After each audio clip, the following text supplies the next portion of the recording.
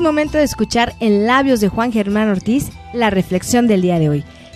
El tema, la asistencia a la iglesia. Yo soy Aida Rodríguez y tú estás en Creyendo lo Imposible. Juan 20, del 24 al 29. Pero Tomás, uno de los 12, llamado Dídimo, no estaba con ellos cuando Jesús vino. Le dijeron, pues, los otros discípulos, al Señor hemos visto. Él les dijo, si no viere en sus manos la señal de los clavos, y metiere mi dedo en el lugar de los clavos, y metiere mi mano en su costado, no creeré. 8 días después, estaban otra vez sus discípulos dentro, y con ellos Tomás. Llegó Jesús, estando las puertas cerradas, y se puso en medio, y les dijo, paz a vosotros. Luego dijo a Tomás, pon aquí tu dedo, y mira mis manos, y acerca tu mano, y métela en mi costado, y no seas incrédulo, sino creyente. Entonces Tomás respondió, y le dijo, Señor mío y Dios mío. Y Jesús le dijo, porque me has visto, Tomás, creíste. Bienaventurados los que no vieron y creyeron. Tomás no asiste a la primera celebración de resurrección. No asiste. Seguramente está ausente, rumiando sus dudas, buscando una comprobación privada de la resurrección de Jesús. Lo cierto es que la Biblia, el pasaje nos dice, no estaba con ellos cuando Jesús vino. A los 8 días, cuando hay otra reunión, Tomás sí asiste. Y en esa reunión, Tomás obtiene, es grandemente bendecido. Eso nos lleva a una conclusión. La conclusión es que la asistencia a la iglesia nos va a permitir beneficios. Es decir, congregarnos, es decir, asistir, nos va a permitir grandes beneficios, como lo vemos en relación de Tomás. La pregunta a responder, la pregunta a la luz del pasaje es la siguiente: ¿qué beneficios nos permite la asistencia a la iglesia? ¿Cuáles son esos beneficios que vemos en Tomás, particularmente en este pasaje? Y déjenme entonces decir 3 cosas. La asistencia a la iglesia nos permite el beneficio de la comunión. Es decir, nos congregamos para tener comunión. Y usted me pregunta, pero pastor, ¿cómo es la comunión? Y déjeme entonces decirle 2 cosas. La comunión cristiana, es decir, la nuestra, sencillamente es espiritual. Es decir, tenemos una comunión espiritual. Fíjense lo que dice verso 26. Estaban otra vez sus discípulos dentro. Es decir, están los discípulos. Los discípulos tienen una comunión espiritual. Hay un hombre, Sadi, que cuenta de que a un pedazo de barro le preguntaron, ¿eres un pedazo de perfume raro? No, contestó. No, solo soy un pedazo de barro que ha crecido en una rosa. Nosotros necesitamos el aroma, el perfume espiritual de nuestro Dios. Hay algo que debemos notar. En esta comunión que es espiritual, déjeme decirle que Jesús es central. A veces esto que para nosotros es claro a la luz del pasaje, no es tan claro para algunas iglesias. Hay iglesias que piensan que es la iglesia la central. Hay otros que piensan que un objeto como este es lo central. Hay otras congregaciones que piensan que el edificio es lo central. Y hay otros que piensan que es la reverencia la central. Y les importa más que las personas en un momento dado. ¿Qué encontramos? Llegó Jesús y se puso ¿en dónde? En medio. Ahora, ¿por qué Jesús se pone en medio? Porque Jesús aquí en China es central. Se puso en medio. Yo quiero decirle que una cruz vacía y una tumba vacía nos habla de que ese Jesús central está vivo. Es decir, nosotros nos congregamos no para buscar a alguien muerto. ¿Por qué? Porque nuestro Jesús no está entre los muertos y no debemos buscarlo entre los muertos, sino que Jesús está vivo.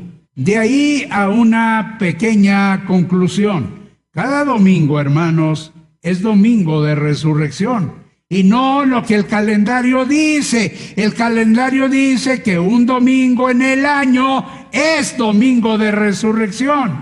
Cada domingo es domingo de resurrección.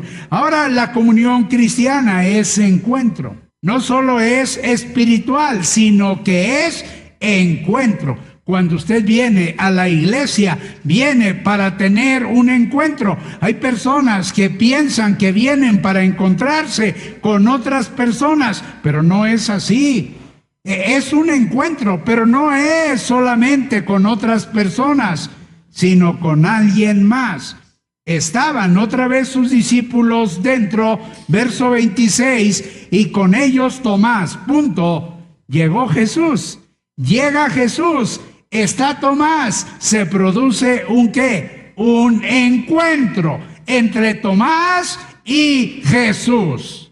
Hay un hombre que se llama Jorge V, y Jorge V tenía una filosofía media rara. ¿Qué decía Jorge V? Decía, si he de sufrir, espero ser como un animal bueno, educado y sufrir solo. Bueno, déjeme decirle que Tomás tiene una filosofía parecida. Es amante de la soledad. Lo cierto es que Dios no desea la soledad para nosotros. En otras palabras, la soledad no es el plan de Dios para usted, para mí. Por eso ha creado la iglesia. La iglesia. Con todo esto hay una pregunta que no acabamos de responder, y hay iglesias que no acaban de responder, y hay iglesias que están sumidas en un mar de confusión en relación de una respuesta. La pregunta es muy sencilla: ¿para quién es la iglesia? Déjeme decirle que en nuestros días hay gente que piensa que la iglesia es para la gente de la iglesia. Y entonces tan piensan que la iglesia es para la gente de la iglesia, que la iglesia se cree dueña de la iglesia. Y entonces se hacen una nuez, un grupo cerrado. Y a veces la gente que no es de la iglesia le cuesta mucho trabajo ingresar a una iglesia. Es más, al mismo Jesús le cuesta trabajo a veces entrar en una iglesia. ¿Por qué? Porque la gente de la iglesia piensa que la iglesia es para la gente de la iglesia. Pero la realidad no es así. ¿Para quién es la iglesia? Déjeme decirle que la iglesia no es una galería de arte donde se exhiben santos. Somos santos, pero no en exhibición.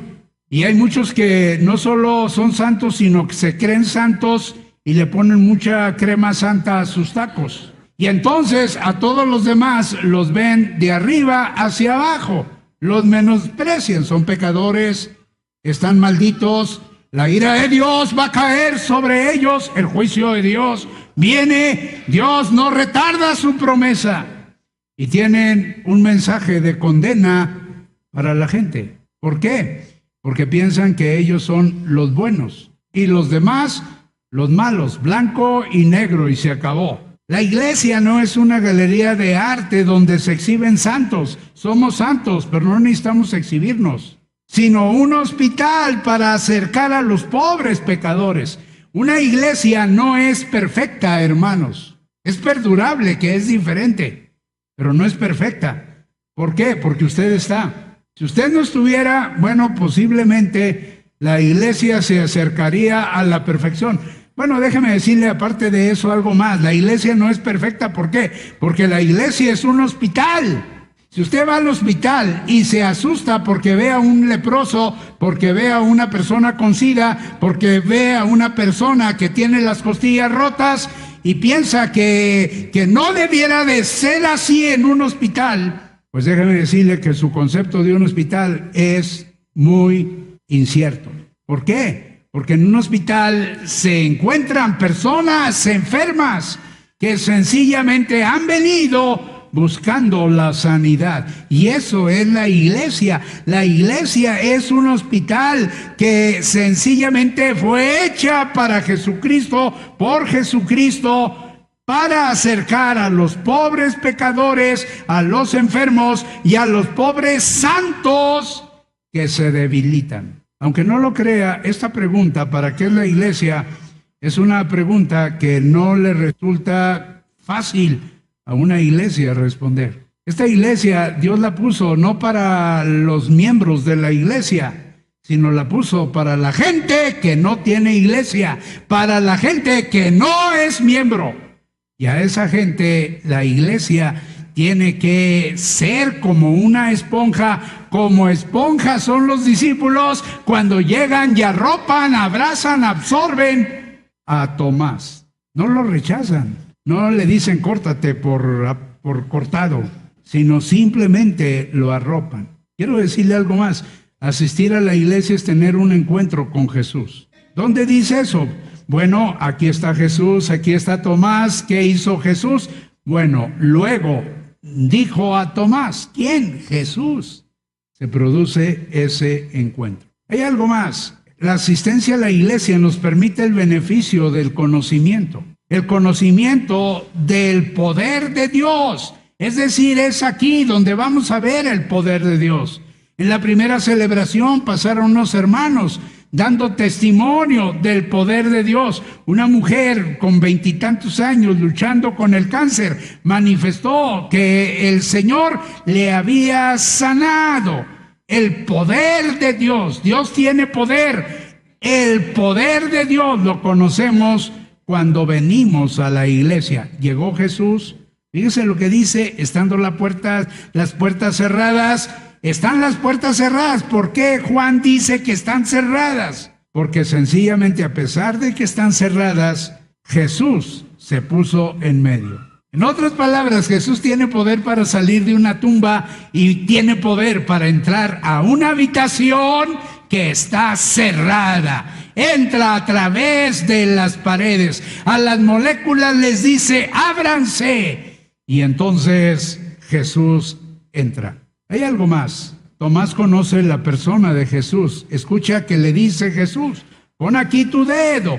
La palabra de Jesús. No seas incrédulo, sino creyente. Y el poder de Jesús. Llegó Jesús estando las puertas cerradas. Déjeme decirle que Jesús vive para poder morir y muere para que usted, para que yo, para que cada uno de nosotros podamos vivir. Ahora, el conocimiento de la paz de Jesús. Es en la iglesia donde vamos a saber de la paz de Jesús. Eso que le hace falta en su matrimonio, en su familia, en su persona, en su caminar. Eso usted lo va a aprender aquí en la iglesia. ¿Qué les dijo? Les dijo, paz a vosotros. Para Tomás, la tumba vacía, el testimonio ocular de los demás no es suficiente. Ahora, Tomás, noten ustedes que de ser un apóstol de la duda, se va a convertir en un apóstol de la fe. Einstein decía: cuando me preguntaron sobre algún arma capaz de contrarrestar el poder de la bomba atómica, yo sugerí el mejor de todos, la paz. Cuando Jesús les dice paz a vosotros, les está diciendo Dios otorgue todo lo bueno. Cuando usted le dice a alguien paz a ti o paz a vosotros, si es un grupo, usted les está diciendo que el Dios que otorga lo bueno se los otorgue también a ustedes. Déjeme decirle que la paz es la respuesta para la violencia que hay en las casas, para los maltratos, para una vida de guerra y de lucha. Cuando hay paz no hay divorcios, no va a haber divorcios. Es imposible que alguien se divorcie estando en la paz. Y es en la iglesia donde tenemos que aprender de la paz, de vivir en paz. ¿Por qué? Porque la paz es la respuesta para el afán, para eso que nos angustia y eso que nos llena de ansiedad. Ahora, la última cosa, la asistencia a la iglesia nos permite el beneficio del crecimiento, ¿Saben ustedes que cuando yo ingresé al seminario, yo había crecido, pues no quiero presumir, pero había crecido lo suficiente para muchas de las cosas que me empezaron a enseñar. Yo ya las sabía. Ahora, usted me pregunta, ¿dónde las aprendió? Usted muy inteligente, estudioso. Bueno, la realidad es que eso lo aprendí en mi iglesia. Cuando se me paró una maestra para enseñarme educación cristiana, yo ya conocía el movimiento de la educación cristiana. ¿Por qué? Porque yo lo había visto y aprendido ¿en dónde? En mi iglesia. Déjeme decirle que el crecimiento cristiano requiere que confesemos a Jesús. ¿Qué vemos aquí? Entonces Tomás respondió y le dijo, ¿qué le dijo? Una de las primitivas confesiones, ¿cuál es esa? Señor mío y Dios mío, Dios mío. Déjeme decirle que cuando vemos una silla vacía, tenemos que pensar en una vida espiritualmente vacía. Cuando vemos una silla ocupada, tenemos que pensar en una vida espiritualmente llena. ¿De qué habla la silla vacía? De personas vacías espiritualmente.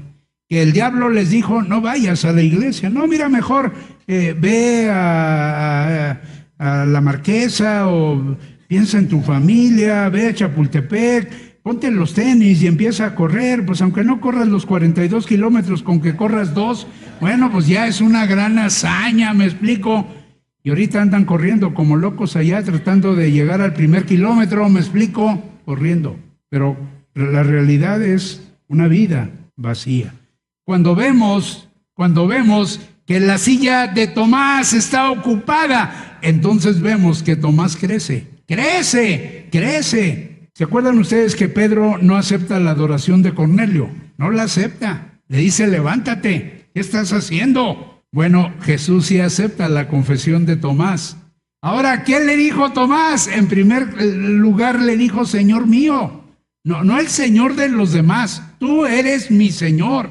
Pero le dijo algo más. Hay algunos señores que andan vendiendo la atalaya. Ellos creen que Jesús oyó que Tomás le dijo, Señor mío y un Dios mío. Es decir, Dios con minúscula. No es así, es con mayúscula. ¿Qué le dijo? Le dijo que era Dios. Cuando lleguen y traten de decirle que Jesús es Miguel o que Jesús es una criatura creada, la primera, como dicen los de la atalaya, yo le suplico que le lea 1 de Juan 5:20. Y en 1 de Juan 5:20 ahí dice que el Dios verdadero, fíjese bien, el Dios verdadero. Usted pregúntale a una de esas personas quién es el Dios verdadero y le va a sacar un rollo que pues yo no sé si él mismo lo entiende. Pero usted léale, mira, pues aquí dice 1 de Juan 5:20, ¿qué dice? Que Jesús es el Dios verdadero.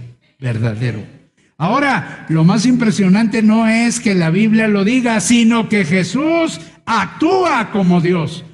Y usted me pregunta, ¿dónde actuó como Dios? Bueno, por ejemplo, cuando puede leer el pensamiento de todos aquellos que estaban en su mente conspirando contra él y diciendo, ¿quién puede perdonar pecados sino solo Dios? Bueno, es que ignoraban que Jesús es Dios. O cuando es capaz de caminar sobre las aguas.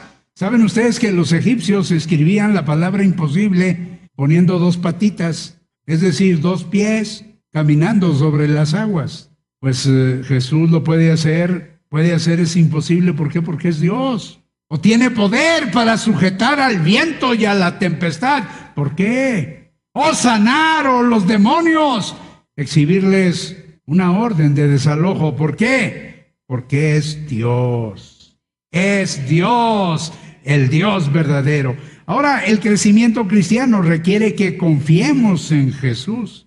Hay que confiar en Jesús. Yo los felicito a ustedes porque ustedes están dentro de esos que sin ver físicamente han creído. Fíjense lo que dice. Jesús le dijo, porque me has visto, Tomás, creíste. Bienaventurados, es decir, muy felices los que no vieron y creyeron. ¿Qué dice Pedro al final de su carta? Creced en la gracia y en el conocimiento de nuestro Señor y Salvador Jesucristo. Yo quiero decirle que la iglesia es el mejor medio para crecer. ¿Por qué? La tradición nos dice que Tomás llegó a ser un misionero a la India a partir de esto, a partir de esto, a partir de esto. Llegó a ser un misionero que entregó su vida por allá. ¿En dónde? En la India, en la India. Ahora crecemos y al crecer servimos, y al servir crecemos, y cuando crecemos servimos, y cuando servimos crecemos. Por eso el diablo no quiere que usted asista, que usted venga, que usted se congregue, para que usted no crezca y para que usted no le sirva al Señor. Un edificio de un templo tenía un mensaje escrito allí en una pared. Cuando la gente entraba, leía ese mensaje: entrad para adorar. Y cuando la gente salía, entonces se encontraba con otro mensaje: salid para servir. Uno tiene que salir para servir. ¿Y cómo va a salir para servir si uno no crece? Por eso, de allí la importancia de su crecimiento, la importancia de la asistencia a la iglesia. Yo quiero decirle que todo lo que se pone en las manos de Dios sale bien.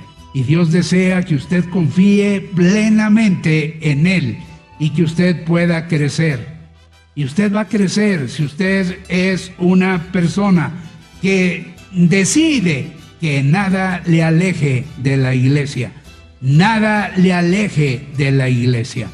Nada le aleje de la iglesia. Yo tengo hoy para usted dos invitaciones. La primera invitación es para que usted decida que nada le va a alejar de la iglesia. Yo quiero animarle para que usted tome esa decisión. Pase lo que pase, venga lo que venga, que sencillamente no permita que el enemigo le aleje. ¿Cómo está Eva?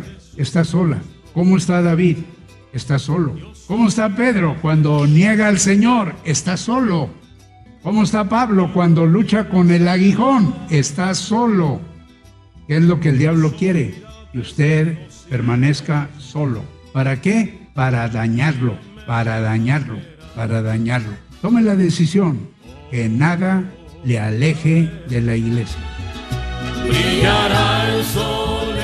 ¿Qué te pareció el tema? A lo mejor tú eres de esas personas como Tomás, o a lo mejor tú eres de esas personas como los otros discípulos, los que creen, los que dudan, los que dicen a lo mejor no voy a encontrar nada nuevo en la iglesia, yo estoy bien aquí desde mi casa. Yo te invito a que pruebes, a que convivas con otras personas, a que lleves tus problemas, tus angustias, pero también que cantes y que seas alegre, porque eso se aprende en comunidad, en la comunidad cristiana. Así que no lo pienses, acompáñanos este próximo domingo aquí en Zarco número 50 en la Colonia Guerrero. a las 9, a las 10:15 o a la 1:15 también. Es muy fácil llegar, Metro Hidalgo, Metro Guerrero o la estación del Metrobús Mina. Aquí nos vas a encontrar con los brazos abiertos, te vamos a estar esperando para que tú aprendas a tener esa convivencia y esa asistencia que hay aquí en la iglesia y que aprendas del poderoso Jesús. Así que no le cambies, sigue aquí con nosotros en tu programa Creyendo lo Imposible.